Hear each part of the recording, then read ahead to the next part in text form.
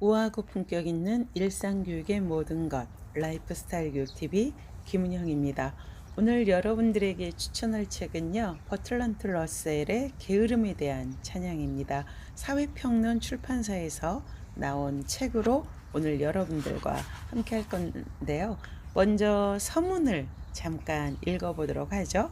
이 버틀런트 러셀이 게으름에 대한 찬양에서 어떤 이야기를 우리에게 전하고 싶은지 잠깐 같이 보시겠습니다. 이 책에는 정치적 대립 상황에서 간과되기 쉬운 사회 현안들을 여러 측면에서 바라본 글들이 수록되어 있다. 나는 이 글들을 통해 사고든 행동이든 지나치면 위험하다는 것을 강조하고자 한다. 또한 내가 공산주의나 파시즘에 찬성할 수 없는 이유와 특히 그 둘의 공통되는 점들에 동의하지 않는 이유를 밝혔다.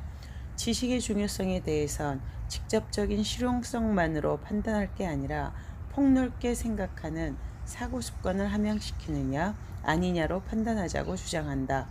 이런 식으로 보면 실용성은 많은 경우 오늘날 무용하다고 낙인 찍힌 것들 중에서 찾아볼 수 있다.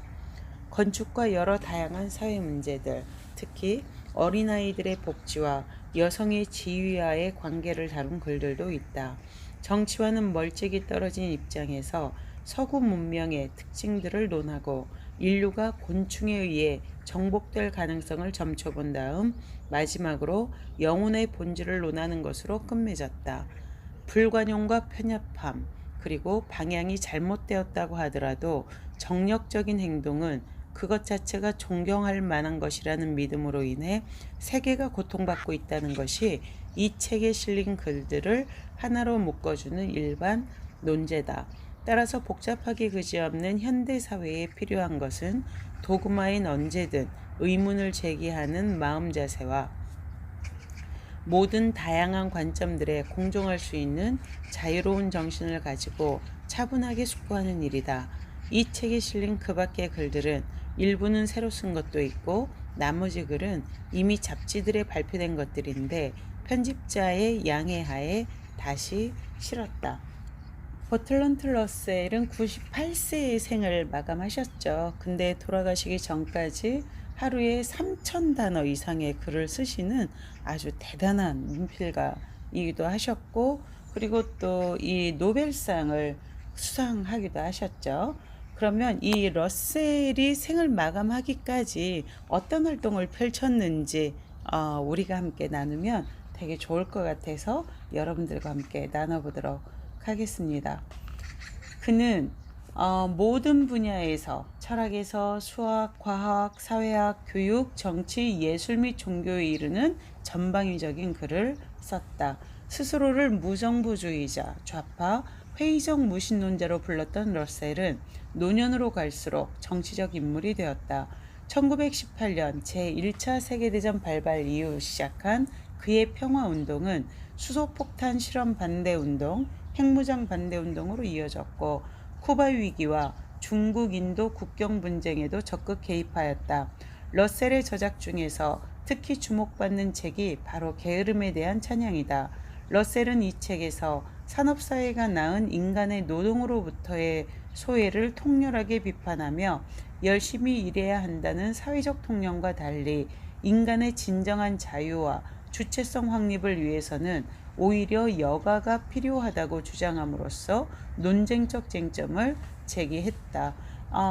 이 러셀이 1872년에 태어나셔서 1970년에 돌아가셨거든요. 근데 요즘에 우리가 다시 회자되어지고 있는 바로 이러한 부분, 열심히 일하는 것도 좋지만 그 전에 우리는 우리 자신으로서 주인 되는 삶을 살아야 된다. 이를테면 인간의 진정한 자유와 주체성에 대해서 벌써 이렇게 그 정치적인 개입과 그리고 행동을 하시면서 그 활동하셨다는 것 자체가 굉장히 큰 감동을 주네요.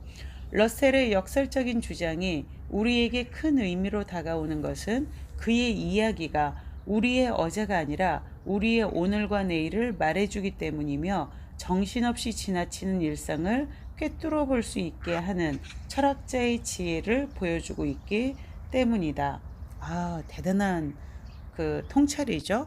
한 저자의 삶을 통해서 또한 이러한 삶, 그 지혜를 유추해낼 수 있다는 것 자체가 굉장히 놀라운 부분이라고 할 수 있을 것 같아요.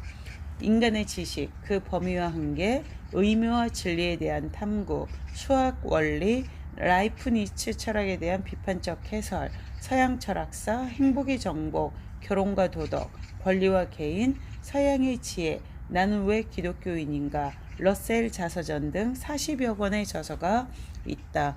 원래 이 지식이 좀 깊어지면 어떤 통찰력을 이루게 된다고 하잖아요. 근데 이 러셀도 바로 그러한 통찰력, 시대를 꿰뚫어 보는 그러한 통찰력을 가지고 있었던 게 아닌가. 그래서 우리에게 지금 코로나 시대 이후 또 이제 새로운 온라인의 메타버스 시대가 또 오고 있잖아요. 이러한 때에 우리가 다시 한번 생각해야 될 부분들, 이를테면은 우리의 오늘과 내일을 다시 생각하게 하는 그러한 명찰함이 있지 않았나라는 생각이 듭니다. 자, 그럼 이런 시대에 무엇을 어떻게 가르쳐야 되는지 아이들에게, 사실 아이들 자체가 내일이고 이 아이들이 지금 올라탄 게 바로 메타버스이잖아요. 그러면 이들에게 무엇을 가르쳐야 될지 러셀의 지혜를 한번 같이 나눠보도록 하겠습니다. 타인에 대한 배려는 대부분의 아이들의 경우 저절로 생겨나지 않기 때문에 배워야만 하는 것이다. 그리고 그것은 권위를 발휘하지 않고는 가르치기가 힘든 것이다. 이 점이야말로 성인들이 포기해선 안 된다는 입장의 가장 중요한 근거일 것이다. 교육자들이 바람직한 형태의 자유와 최소한의 도덕적 훈련을 결합시키는 문제를 이미 해결했다고는 보지 않는다. 또한 아이가 학교에 돌아오기 전 이미 부모들에 의해 올바른 해결이 불가능할 정도로 되어버린 경우들도 많다. 심리분석가들이 자신들의 진료 경험만으로 우리 모두를 미쳤다고 결론 짓는 것과 마찬가지로 학교 당국자들은 부모들이 수습 못할 정도로 만들어 놓은 아이들과 접촉해보고 모든 아이들이 문제가 있다고, 모든 부모들이 형편없이 어리석다고 결론 짓는 경향이 있다. 부모의 압제, 흔히 지나치게 열성적인 애정의 형태를 띠기 쉽다. 이 부모의 압제 때문에 제멋대로 되어버린 아이들에겐 완전한 자유의 기간을 경우에 따라 길게 혹은 짧게 줄 필요가 있다. 그래서 제가 여러분들한테 계속 권유하는 것이 바로 기숙형 학교의 존재를 지금 계속 제안을 드리고 있는 겁니다. 그런 다음에 아이들은 어떤 성인이든 의심하는 마음 없이 바라볼 수 있을 것이다. 사실은 우리가 우리 자신의 본성은 물론이고 아이들의 본성까지도 끊임없이 억압하는 성향이 있고, 그래서 우리가 기본적으로 프로그래밍된 존재들로서 행복하지 않은 삶을 꾸준히 살아가는 그러한 그 경우를 겪고 있는 거죠. 그러나 가정에서부터 분별 있게 훈련된 아이들은 사소한 일에서 제지받는 것을 참아낼 수 있다. 자기가 지금 도움을 받고 있는 중이라고 느낄 수만 있다면 말이다. 아이들을 좋아해서 그들과 함께 있어도 쉽게 지치지 않는 어른이 훈육의 길에 있다면 학생들이 언제나 친밀하게 느끼는 가운데 많은 것을 이룰 수 있을 것이다. 이거 굉장히 중요한 부분이죠. 부모들이 아이들과 놀아주고, 그리고 또 그런 과정에서 부모를 통해서 아이들이 배우게 하는 거, 이게 더 중요한 일인데, 바로 이 우리가 훈육을 한다 할지라도 아이들과 함께 나누고 대화해 나간다면 문제가 없겠죠. 나는 현대의 교육 이론들이 아이들에게 간섭하지 않는 태도에 부정적 가치를 너무 강조하고 아이들과 함께 즐기는 태도에 긍정적 가치를 너무 소홀히 하는 경향이 있다고 생각한다. 사실은 이건 태도의 문제가 아니라 제도 시스템, 근대 교육의 시스템의 문제이기도 했던 거죠.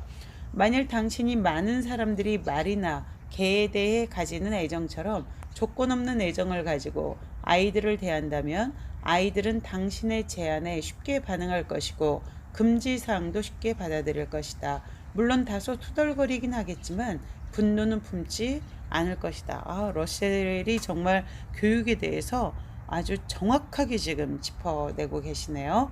그러나 아이들을 금전으로 환산할 수 있는 사회적 노력의 수단으로 바라본다거나 권력 충동을 위한 배출구로 바라본다면 위에 말한 류의 애정을 가졌다 해도 아무 소용이 없다. 요즘에 많은 SNS에서 이 아이 용품 파는 그 부모님들 많이 나오죠. 그것이 잘못됐다라고 볼 수는 없지만 그렇게 아이의 옷을 판다거나 이유식을 판다거나 이러한 것들을 내 자녀를 통해서 할 때라도 아이를 돈을 버는 하나의 도구로 여러분들이 생각을 하신다면 결국에는 아이는 은혜를 원망으로 갚을 수밖에 없는 그러한 상황이 올 수 있다는 것을 러셀이 이미 지금 이야기를 하고 있네요. 저는 사실 그러한 관점에 대해서 늘 좀 회의가 품어지고 걱정이 되어지는 부분이 있습니다. 이를테면 아이의 옷을 내 아이를 모델로 해서 판매를 하되 아이는 그 자체가 목적이 되어야 한다는 것이죠. 내가 사랑해 키워야 할 마땅한 존재로서의 목표, 이것이 있다면 문제 되진 않을 거예요. 그래서 부모님들이 아이들을 그 소재로 한 그러한 상품을 판매를 할 때에도 이것이 내가 상품을 판매하기 위한 도구로서 내 아이를 보고 있는 것인지, 아니면 아이를 위해서 내가 상품을 팔아서 우유를 사려고 하는 것인지, 이것을 부모님이 분명히 가지고 아이를 대했을 때 아이는 잘 성장할 수 있다는 거죠. 하지만 굉장히 좀 모호한 부분이 있죠. 이 부분을 끊임없이 정리해 나가시면 좋을 것 같습니다. 바람직한 관심이란 아무 목적 없이 아이들과 같이 있다는 사실만으로도 즐거움을 느끼는 데서 나오는 것이다. 이런 자질을 가진 교사라면 아이들의 자유에 간섭할 필요도 별로 없겠지만, 혹시 필요한 경우가 있다 해도 아이들에게 심리적 상처를 주지 않을 것이다. 그러나 불행하게도 업무가 과중한 교사들로서는 아이들에 대한 본능적인 애정을 간직하고 있기란 대단히 어렵다. 나는 교육을 특정인에게만 전적으로 맡겨두어서는 안 된다고 생각한다. 하루 종일 아이들과 떨어져 지내는 사람들이 하루에 최소한 2시간씩 교육을 해야 한다. 아이들의 사회는 엄격한 규율이 부재한 경우엔 특히 사람을 지치게 만든다. 그 어떤 이론으로 무장한 교사라 해도 시달리다 보면 피곤해지고 결국엔 짜증이 나게 마련이고, 짜증스러운 마음은 어떻게든 표출되기 쉽다. 자기 조절만으론 필요한 호의를 늘 간직하기가 힘들다. 정말 맞는 말씀이시죠?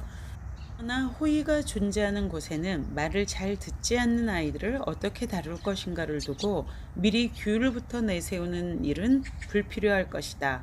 왜냐하면 호의라는 충동이 자연스럽게 올바른 결정으로 이끌어갈 것이고, 자신이 아이를 좋아한다는 것을 아이가 느낀다면 어떤 결정이든 대체로 올바를 것이기 때문이다.